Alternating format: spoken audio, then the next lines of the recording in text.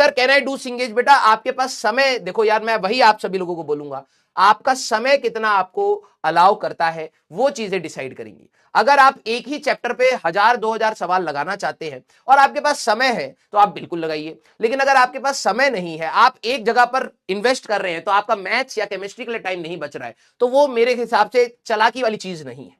आपको चीजों को अभी मैनेज करना है। सारे बच्चे जेईई मेंस 1 से पहले आपको अपनी चीजों को मैनेज करना है, कोई डिले नहीं रखना है, सारे टॉपिक्स कवर करने हैं। देखो भाई एडवांस की तैयारी और जेईई मेंस की तैयारी में यही डिफरेंस है जो मुझे समझ आता है, हो सकता है मैं यहां पर गलत भी हूं। मेरे को यह चीज समझ आती है कि जेईई मेंस में आप कोई टॉपिक छोड़कर मत जाइए। उसका रीजन ये है क्योंकि वो हाई स्कोरिंग मार्क्स वाला एग्जाम है। बहुत अच्छे जो बच्चे हैं वो फुल मार्क्स फिजिक्स में ला रहे हैं, ठीक है। आपको बहुत टफ चीजें नहीं पूछी जा रही हैं, लेकिन जो इजी और मॉडरेट चीजें पूछी जा रही हैं उस पर आपके हर चैप्टर का होल्ड होना चाहिए। अगर आप एक अच्छी परसेंटाइल चाहते हैं तो आपको सारे सवाल लगाने पड़ेंगे, ये फॉर श्योर है, सारे सवाल लगाने पड़ेंगे। अब सारे सवाल हो सकता है उन टॉपिक से भी हो जो आपको इरिटेटिंग है ना। तो जेईई मेंस 1 में आपका कॉन्फिडेंस कैसे बूस्टअप होएगा? जब आप इजी एंड मीडियम सारे सवाल हर टॉपिक के हर चैप्टर के लगा लीजिए। जब जेईई मेंस 1 आपका हो जाएगा, आपके पास खुद टाइम होगा। यार आप सभी लोग ड्रॉपर हैं, ठीक है। आप सभी लोगों ने देखा है कि जेईई मेंस 1 और जेईई मेंस 2 के बीच में फिर से स्ट्रेटजी चेंज करने का समय होता है। आप जिस तरीके से पहले पढ़ रहे होते हैं उस तरीके से बाद में नहीं पढ़ना होता, अब चेंज करना होता है। आपको नंबर ऑफ क्वेश्चंस इंक्रीज करने होते हैं, टेस्ट ज्यादा देने होते हैं, एनालिसिस ज्यादा करनी होती है, रिवीजन ज्यादा करना होता है, वो तरीका अलग होता है ना। तो आपको सब्सटेंशियल टाइम मिलेगा कि आप जो भी कमियां रही हैं उसको इंप्रूव करें, कुछ नए टॉपिक्स को और सीखें और फिर अपना जेईई मेंस 1 जेईई मेंस 2 के लिए तैयार हो। क्लियर है क्या? यस बेटा आप सभी लोग, हाँ आप देखिए यार मैं आपको किसी भी किताब के लिए मना नहीं करूंगा, ठीक है, लेकिन अगर आप ईमानदारी से मेरे से पूछेंगे, मैं कहता हूं कि आपके पास समय है तभी करिएगा। अधूरी चीजें मत करिए, ऐसी कोई भी चीज मत करिएगा जो आप लॉन्ग रन में ना कर पाए, ठीक है। स्टार्टिंग के लिए आप हो सकता है कि किताबें अभी आपको लग रहा है कि लोड कम है, अभी थोड़े दिन के बाद आपकी 4 क्लासेस हो जाएंगी, ठीक है। मोस्ट प्रोबेबली 1 महीने के बाद आपकी 4 क्लासेस होनी स्टार्ट हो जाएंगी। फिर आपको समझ आएगा कि आपने जिस चीज पर हाथ रखा है वो आपके लिए कितना पेनफुल है और वो काफी डिमोटिवेटिंग होता है। मैं कहता हूं आप कम करिए, लेकिन वो चीज अच्छे से कर लीजिए। सिलेक्शन आपकी क्वालिटी पर डिपेंड करेगा रेदर देन दी क्वांटिटी पर। बेटा आप अपने पीवाईक्यूज लगाइए और अपने आप को स्ट्रेस लेवल अपना मिनिमम से मिनिमम रखिए। आप सवाल क्वेश्चंस क्लास के करें, अगर क्लास के कुछ सवालों में दिक्कत आ रही है उनको दोबारा से रिपीट खुद से करें, फिर उसके बाद मॉड्यूल लगाएं, डीपीपी लगाएं एंड पीवाईक्यूज।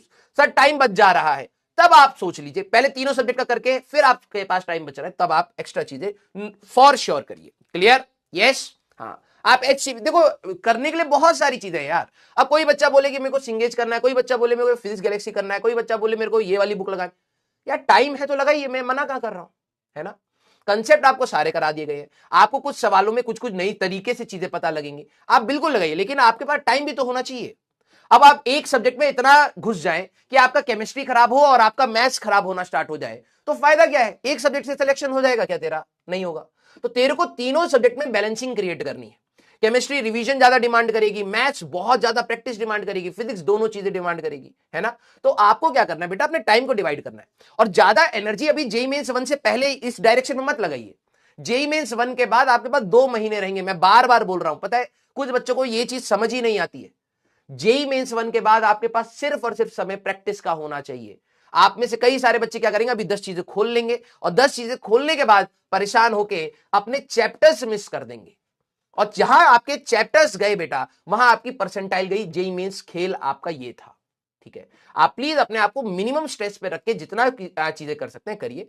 जेईई मेंस 1 के बाद आप और क्वेश्चंस जो भी आपके पीवाईक्यूज हैं, मैं कुछ डिराइव्ड पीवाईक्यूज भी बना रहा हूं, मैं आपके साथ एक सैंपल शेयर करूंगा 1-2 दिन के अंदर। आप सभी लोगों ने, कितने बच्चों ने वर्क एनर्जी थ्योरम के, ठीक है, वर्क एनर्जी चैप्टर वाले के, वर्क पावर एनर्जी चैप्टर के एंड सर्कुलर के पीवाईक्यूज लगा लिए?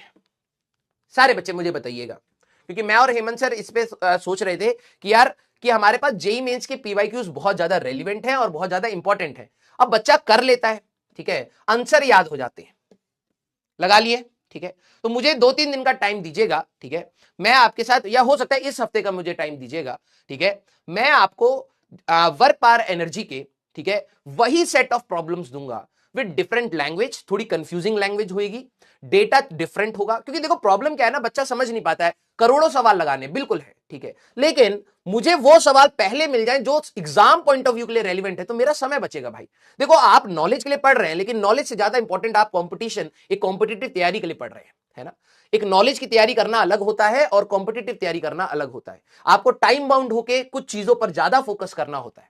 तो उसमें हम लोग आपकी लैंग्वेज चेंज करेंगे, न्यूमेरिकल डेटा चेंज करेंगे, हो सकता है आपके नहीं ऑप्शंस भी आपके चेंज होंगे, ठीक है, शफलिंग भी होगी। आपको दोबारा से कंसेप्ट सोचना पड़ेगा, दोबारा से आपको पूरा कंसेप्ट सोचना पड़ेगा। क्लियर? हाँ, क्योंकि वही चीज अब क्या है ना, आपने एक सवाल लगा लिया, कई बच्चे होते हैं कि सर ये वाला सवाल मैंने लगा रखा है, इसी का मैं डेटा चेंज कर दूंगा, फॉर्मेट चेंज कर दूंगा, लैंग्वेज चेंज कर दूंगा, ऑप्शन चेंज कर दूंगा, तो आपको दोबारा से सोचना पड़ेगा उस सवाल को लगाने के लिए, बिल्कुल नया सवाल हो जाएगा। लेकिन कंसेप्ट वही है जो जेईई मेंस पूछ रहा है, एग्जैक्टली वही कंसेप्ट है जो जेईई मेंस पूछ रहा है। तो ये आपके लिए रेलिवेंट स्टडी हो जाएगी। तो हमें रेलिवेंट स्टडी करनी है बेटा। आप जेईई मेंस फोड़ लीजिए एक बार, उसके बाद आप एक बार कॉलेज में चले जाए, आपको जो पढ़ना पड़ी, कोई रोक नहीं रहा ना बेटा। समझ एक बात को, मैं आप सभी लोगों को प्रैक्टिकलिटी की तरफ ले जाना चाह रहा हूं। आपको लगता है कि यार अगर टीचर कह रहा है कि नहीं यार ये चीजें मत करो, अरे ये तो पढ़ाना नहीं चाह रहे, या तो ये हमें सोचने के लिए, हमारा एजुकेशन सिस्टम सोचने के लिए मजबूर नहीं कर रहा, हमें बच्चा डाउट पूछने की कोशिश कर रहा है तो मना कर रहे हैं। भाई मैं मना नहीं कर रहा, तेरा अभी एग्जाम क्लियर नहीं होगा ना, तू इररिलेवेंट चीजों पर रहेगा, तेरा एग्जाम क्लियर नहीं होगा तो लाइफ तेरे लिए हेल होगी। और जो लोग तेरे को ये ज्ञान देते हैं ना, वही लोग तेरे पर मजाक बनाएंगे। एक बार एग्जाम क्लियर कर ले भाई, एग्जाम क्लियर कर ले, एक अच्छा कॉलेज ले ले, कुछ जगह पर तू अपने आप को सेटिस्फाई कर पाए कि हाँ यार मेरी मेहनत मुझे कहीं पर लेके आ गई है। अगर तेरे को सही में फिजिक्स में इंटरेस्ट है, केमिस्ट्री में इंटरेस्ट है, मैथ्स में इंटरेस्ट है, जिस भी चीज में इंटरेस्ट है, कोई रोक रहा है क्या? नहीं, उसके बाद करना यार। लेकिन तेरा कॉलेज तेरे को मिला नहीं और तू साइंटिस्ट बन के निकल रहा है, क्या फायदा होगा बता? सर नॉलेज तो बढ़ गई, हाँ भाई नॉलेज बढ़ गई, लेकिन तू खुद ही अपने आप को कुछ साल के अंदर ना डिमोटिवेटेड फील करेगा, या मेरे पास नॉलेज है लेकिन कोई सुनना नहीं चाह रहा। अब है तो दुनिया है ही ऐसी, क्या करे। तो प्लीज आप सभी लोगों को मैं कहूंगा कि आप नॉलेज के लिए फॉर श्योर पढ़िए, आपके अंदर क्यूरियोसिटी होनी चाहिए, आपके अंदर डाउट्स होनी चाहिए, लेकिन रेलिवेंट पॉइंट रखना बहुत जरूरी है। ड्रॉपर्स की सबसे बड़ी दिक्कत यह है, कुछ चीजें आती हैं और जब चीजें आ रही होती है ना, पहले से ही थोड़ी थोड़ी चीजें पता है, तो एक घमंड आ जाता है, और जो चीज एग्जैक्टली जिस फॉर्म में पढ़नी होती है उसको वो पढ़ते नहीं है, वहां पर अपना थोड़ा सा इनपुट दे देते हैं और वो गलत डायरेक्शन में ले जाता है। मैं कह रहा हूं आप बिल्कुल चिल होके उसी तरीके से पढ़िए, एक अच्छा कॉलेज ले लीजिए यार, आपको भी एक अच्छा कॉलेज चाहिए, ऐसा नहीं है कि सर हमें सिर्फ नॉलेज चाहिए थी, आपको भी फॉर श्योर एक अच्छा कॉलेज चाहिए, उसमें कोई गलत बात नहीं है। लेकिन मैं कह रहा हूं उसकी जो तैयारी है ना, वो कॉम्पिटिटिव तैयारी है, वो नॉलेज की भी लड़ाई है और एक स्पीड, एक्यूरेसी और रेलिवेंसी, इन सब चीजों के ऊपर भी लड़ाई है। अगर ये एग्जाम नहीं होता तो पढ़ना भाई, जो मन आए पढ़, है ना, तू जो चीजें पूछना चाहे पूछ, लेकिन हमें टाइम बाउंड होकर चीजों को करना है, ठीक है। तो आप सभी लोग बेटा मैच्योर है, आप में से जो सही डिसीजंस लेगा अपने लिए वो सही डायरेक्शन में आगे बढ़ता रहेगा।